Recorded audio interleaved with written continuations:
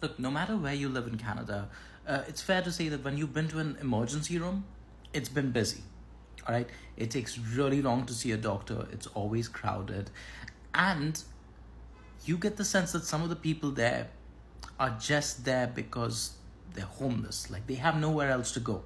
All right. Which is clogging up the ER system.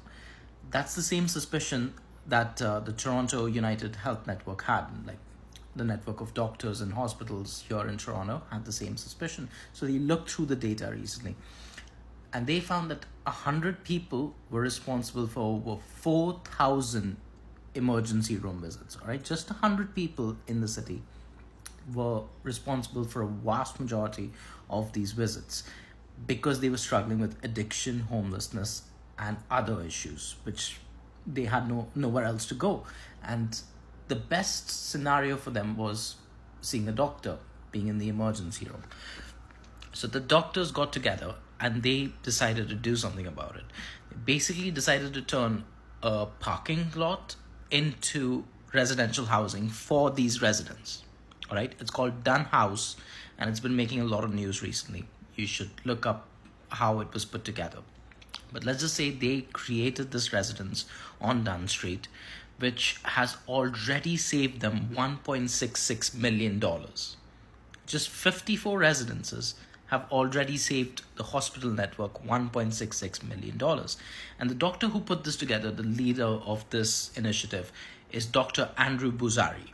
I'm sorry if I'm butchering that name, but it's going to be important. I'm going to come back to his name later.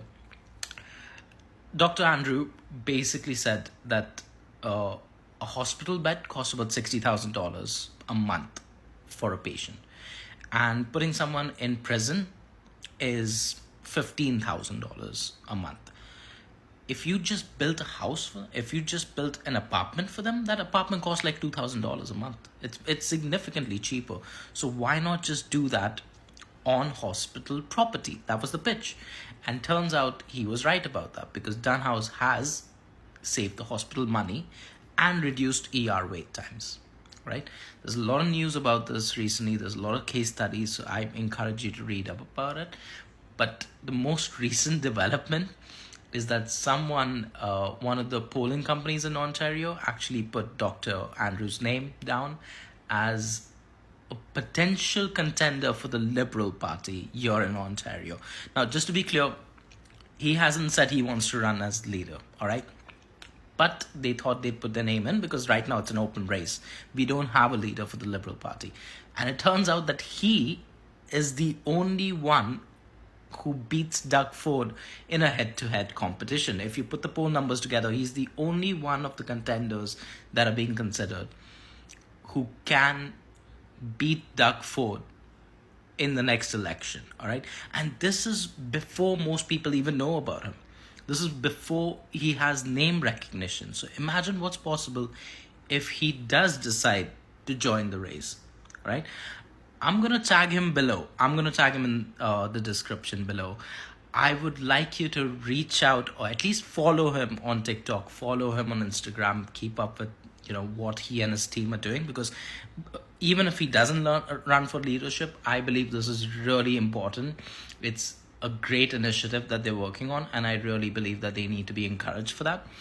But I want you to kind of encourage Dr. Andrew to run as well. Like, we need someone in leadership to change healthcare in Ontario and give an example to the rest of the country as well. This could really compound and help the healthcare system across Canada. I really believe that.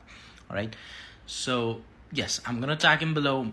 Reach out and let me know what you think about this. Let me know what your thoughts are about the Dunn project or Dr. Andrew's chances.